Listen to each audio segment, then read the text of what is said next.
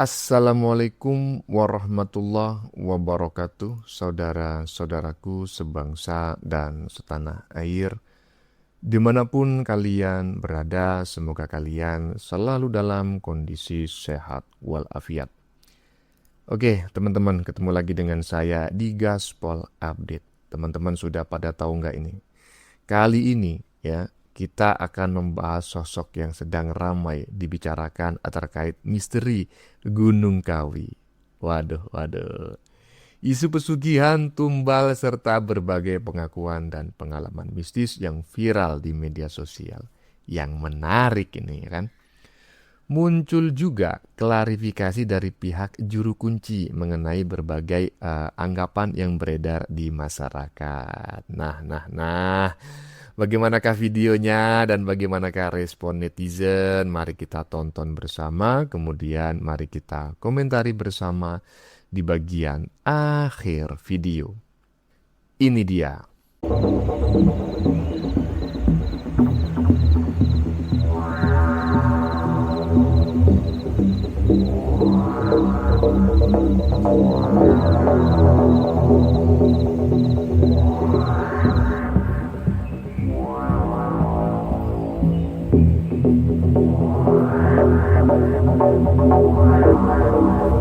Ini merupakan sesajen di dalam keraton Gunung Kawi. Ada kopi, teh, banyak bunga, dan kita akan coba melihat masuk ke dalam.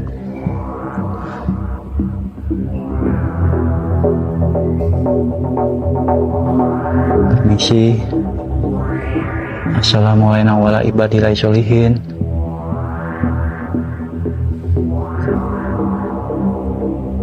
Merinding teman-teman.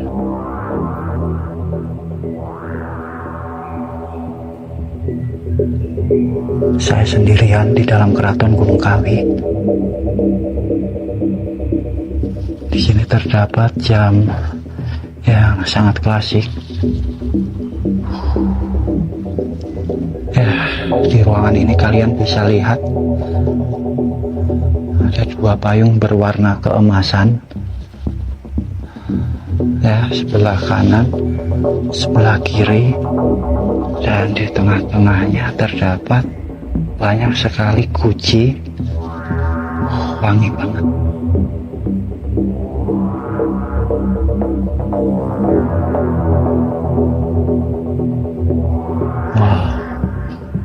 Banyak bunga, dan infonya lilin di dalam keraton Gunung Kawi ini 24 jam tidak boleh sampai mati, teman-teman. Harus menyala selalu. Jadi ini menjadi titik pusat orang yang datang ke Gunung Kawi. Masuknya di dalam ruangan ini, teman-teman.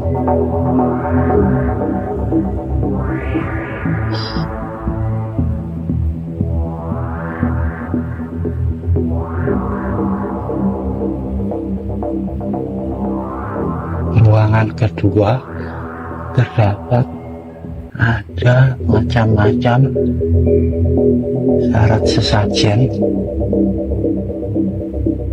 Kalian pokoknya lihat dan infonya, teman-teman. Yang datang ke lokasi ini banyak para pejabat dan ada mantan Presiden Republik Indonesia, ada artis, penyanyi, semua kalangan.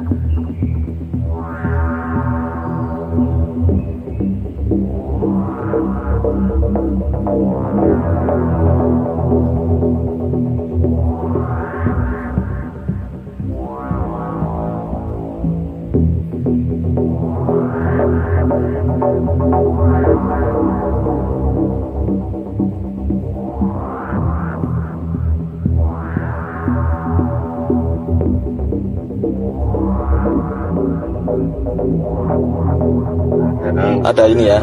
Ya, kalau mau kasih minyak boleh. Oh iya iya. Iya. Nah, seperti ini mau minyak. Oh, gini. Tapi memang ini sebuah ritualnya juga gitu, harus kasih minyak beliau. Ya, ada beliau ke sana. Untuk membakar dupa, untuk mengharum ruangan, Untuk syarat biasanya buat itu. seperti pakai minyak. Perasananya kadang kalau ndak bakar dupa, Dupa ini boleh minyak ya? boleh pakai minyak. Oh, Terserah betul, sesuai betul. dengan Wangi-wangian, betul, aja betul. sendiri gitu. Iya iya iya. Ya. Baik baik. Terima kasih Ya. banyak Mbah. Ya, ya. Berarti ini harus duduk di sini ya Mbah. Ya, kali ini Artinya ya di sini, Sumedi, di mau sana. kirim doa boleh. Sesuai dengan keyakinannya masing-masing. Menurut agamanya masing-masing. Kemudian Pada agama- keinginannya apa gitu loh. Nggih. Ya terserah dana orang masalah usahanya supaya lancar, sukses, berhasil gitu. Jadi pernah kalau gue satu mobil sama istri gue sama anak gue tuh gak ada apa-apa. Tapi kalau gue berdua sama anak gue ada aja mobil. Kemudian gue selalu ganti mobil. Ya. Karena kan sebelumnya mobil yang sebelumnya tuh tabrakan.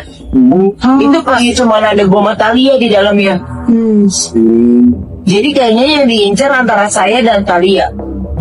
Jadi kalau ada Wenda enggak? Ya. Kalau ada Wendanya mah nggak kenapa-napa kalau gue jalan. Iya dia bilang, ini mah tukar guling. Tukar guling tuh? Jadi dia sudah membangun kerajaannya di sini.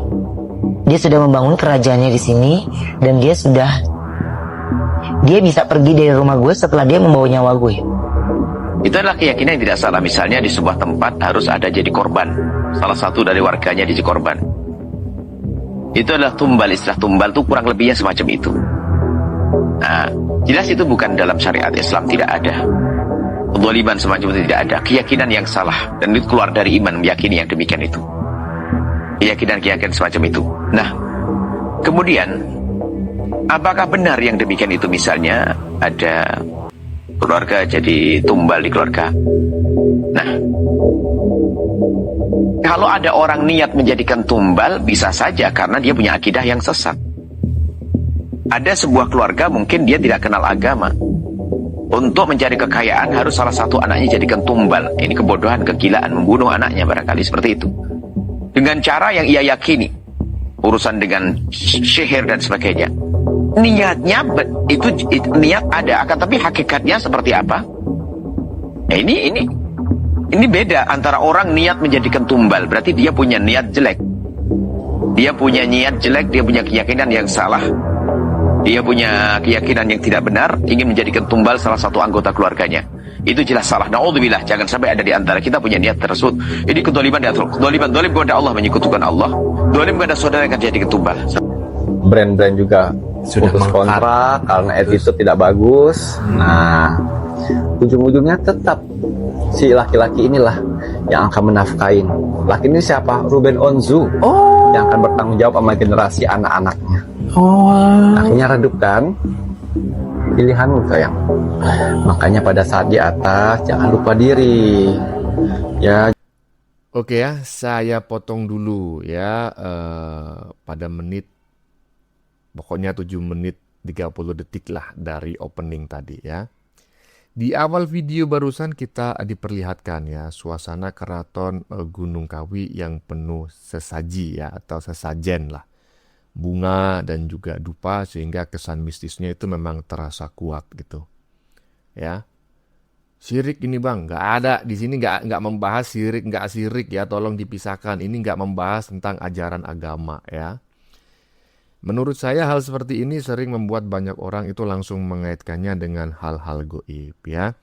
Padahal ya belum tentu semua yang terlihat memiliki makna ya. Seperti begini loh, maksudnya nggak semua yang seperti itu selalu berhubungan dengan apa namanya hal-hal goib gitu. Jadi nggak seperti yang dibayangkan publik gitu ya toh. Tetapi menariknya teman-teman ya, di bagian ini juga mulai dibahas soal istilah tumbal dan bagaimana pandangan agama terhadap keyakinan tersebut. Udah saya bilang tadi, nggak usah bahas agama di sini, pakai ngomong-ngomong agama pula ya kan. Ya, tetapi bagi saya bagian ini memang penting karena mengingatkan kita ya, bahwa tidak semua cerita yang beredar itu harus langsung dipercaya begitu saja. Ya, lagi-lagi di sini tidak sedang membahas agama. Bukan saya tidak beragama, saya beragama. Tapi kita memang harus bisa memisahkan ya antara agama dengan kearifan lokal. Ya kurang lebih seperti itulah. Dan yang lebih penting lagi jangan menuduh Karena nuduh tanpa bukti itu fitnah. Oke? Lanjut. Jangan lupa diri, itu terlihat semuanya jadinya. Ya, meroket, jatuh, bang. Untung Ruben Onsu masih mau bertanggung jawab. Ruben gitu ya. Onsu yang akan bertanggung jawab di sini. Ini yang dilihat dari kartu ke Ya, depannya. dan meredup. Meredup gitu. Terus laki-lakinya mana pacarnya? Kabur. Yang penakut.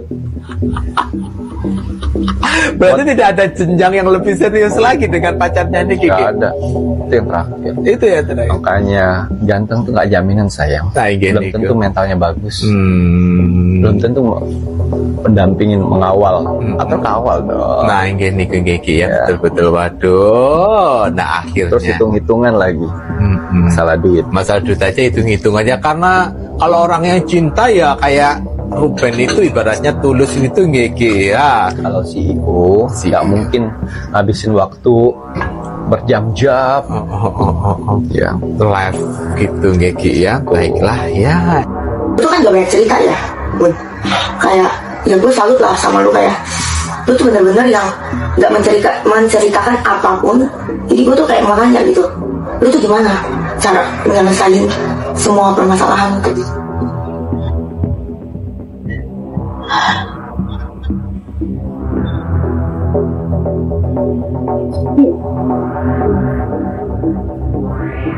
Udah lu mesti jawab, sumpah mesti jawab. Gak perlu jawab. Satu ya. Itu aja. Sukan dikasih jalan. Fokusnya cuma satu. Aja. Dan uangnya bisa bahagiain. Cuma Andi, no, Ayah, coba kakek sendiri juga harus dan diri kita harus percaya kalau misalnya semua ujian ini dikasih sama Tuhan, ujian ini dikasih Tuhan ini bisa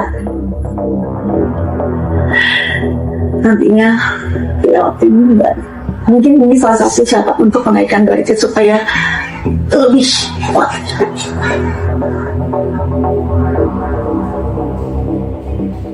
Apalagi kenangan mobil merah ini Unyu ada memori mobil merah. mobil merahnya Bunda, iya, punya Bunda, iya nggak kan? Iya. Ada kenangan apa ada. di mobil? Waktu itu mobil merah itu sebenarnya waktu di apartemen sih Angga. Banyak yang tahu tentang mobil merah ini. Emang mobil merah ini sekarang kayak diperbaikin lagi sama Bunda, dan mobil merah ini tuh waktu dulu sempet dimana aku tidur di mobil merah ini dan aduh kayak itu mulai kayak aku yang punya muncul darah tiba-tiba. Ini kejadian ini pasti cerita-cerita aja sih. Cuman kayak kalau itu benar kayak waktu itu selain di kamar, waktu di mobil merah itu aku belum pernah yang ceritain cuma waktu ke Bunda itu cuma satu doang, yang di kamar doang, tiba-tiba aku di paha ada darah sampai di belakang sini. Tapi Bunda nggak tahu soal. Nggak tahu soal itu mobil merah kan? Ini Bunda bakal tahu. Ya nggak apa-apa, nanti dia juga bakal nanya. Ayo ada kok, ya kan? Kita mobil merah, itu mobil merah itu mobil legend, mobil lamanya Bunda kan? Mobil paling lamanya Bunda. Jadi Onu ada pendarahan. Jadi waktu itu aku tidur siang kalau waktu sebenarnya aku suka banget sama mobil merah dan aku bisa tidur dalam mobil itu kan. Nah, aku tidur di mobil itu pas waktu itu pulang sekolah. Tidur pas kebangun sekitar jam 6 sorean aku mimpi kayak ada yang nindi, ya kayak yang nindi gitu. Nah pas ada yang gitu aku bangun tiba-tiba aku lihat kayak dari paha aku menuju ke bawah itu ada darah, terus di belakang sini juga ada darah gitu. Aku tiba-tiba langsung lari ke tidurnya tetap di rumah, tapi aku tidurnya di mobil. Di rumah tidurnya di mobil sama ayam, masih tinggal di Pondok Indah waktu itu. Onu nggak nyaman di rumah, iya, jadi lebih milih yes. mobil. Itu tidur di mobil, tidur bangun sore karena rep lihat di paha itu ada darah sama di belakang sini ada. Di depan rumahnya udah siap dipotong, terus si bapak sama si tete udah dipakein kain, udah siap dimandiin, di kayak pancuran di depan rumahnya, kayak ada empang kecil, ada pancuran gitu, air pancuran bambu. Ya sudah, saya kan cuma nyerahin uang ya, udah nih uangnya, jadi harus kontan katanya gitu. Udah tuh motong kambing di situ, udah nggak ngerti apa, ya udah pasang sesajen, ya saya cuma ngikutin aja. Nah pada akhirnya semalam itu saya nginap di situ, tapi saya nggak boleh sholat. Saya keberatan sekali, saya nggak boleh sholat gitu kan. Nah setelah itu sampai subuh, karena saya udah biasa tahajud ya, jadi jam 2 saya udah bangun. Ternyata bapak-bapak yang ada di situ nggak pada tidur, tapi pada mohon maaf bukan telanjang ya, masih pada pakai singlet, pakai kain sarung tapi nggak pakai baju semua, sama. Ibu-ibunya pun yang ada di situ sama, pakai kayak kemben doang gitu, kayak kemben. Terus saya juga nggak mau komentar, cuman saya, Masya Allah saya nggak sholat gitu. Cuman itu aja yang saya pikirin. Akhirnya setelah subuh, kira-kira setelah subuh kita dipersiapkan untuk berangkat katanya ke salah satu gunung. Jadi saya berangkat nyebrang kali, jalannya setapak kecil, pokoknya berangkat mungkin jam 5 pagi itu nggak ada yang sedikit aja datar, nggak ada. Jadi naik aja itu jalan tuh terus naik yang tingginya luar biasa. Saya juga baru, jadi jalannya kita ngerasa pelan karena memang nanjak gitu kan, nanjak, dan kiri kanan itu pohon aren gitu. Nah sesampainya di puncak itu kita turun lagi jalannya, jalan setapak lagi. Nah terus kita ngelewatin jalan itu kayaknya bekas kali besar tapi kering. Jadi kelihatan ada batu-batunya, kayaknya itu memang bekas kali ya, batu-batunya besar-besar. Jadi kita nyelip-nyelip terus itu. Nah pada akhirnya saya sampai di nanjak lagi, ada kayak sawah buatan, terus nanjak lagi itu memang saya ngelihat bambu yang luar biasa banyak. Nah nggak taunya di situ udah ada kayak lapangan, dan di situ banyak makom yang memang itu kayaknya makom zaman dulu. Kalau ngelihat batu nisannya ya batu nisan zaman dulu. Terus di situ ada gubuk yang mungkin lebarnya 15 meter kali 15 meter, tingginya mungkin 7 meter, karena memang itu kita pun naik kayak pakai tangga bambu itu. Dan udah tuh dimulai ritual. Kalau saya, karena saya cuma nganter, jadi saya suruh duduk di belakang. Nah pada akhirnya juru kunci nyuruh saya duduk di samping si teteh itu, tapi nggak pakai sejadah ya katanya gitu. Jadi udah digelarin sejadah satu-satu, dan sejadah itu bukan sejadah yang zaman sekarang. Ya teman-teman, saya potong lagi videonya ya. Di segmen ini pembahasan mulai melebar ke kisah artis. Wes, mulai menarik nih ya kan. Hubungan pribadi sampai pengalaman-pengalaman yang dianggap bernuansa mistis ya.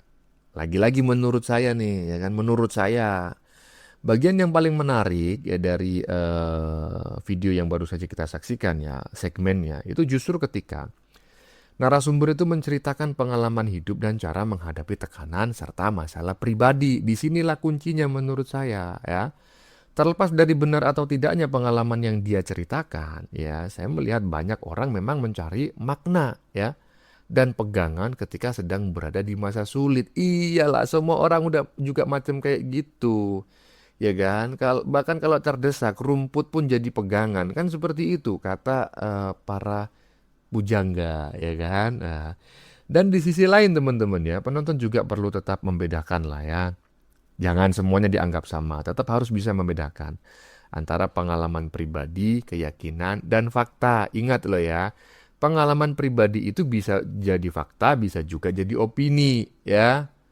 Keyakinan itu udah jelas ya, keyakinan itu nggak bisa masuk kategori fakta karena yakin itu nggak perlu bukti ya. Makanya kita harus bisa membedakan antara pengalaman pribadi, keyakinan, dan fakta ya. Lanjut.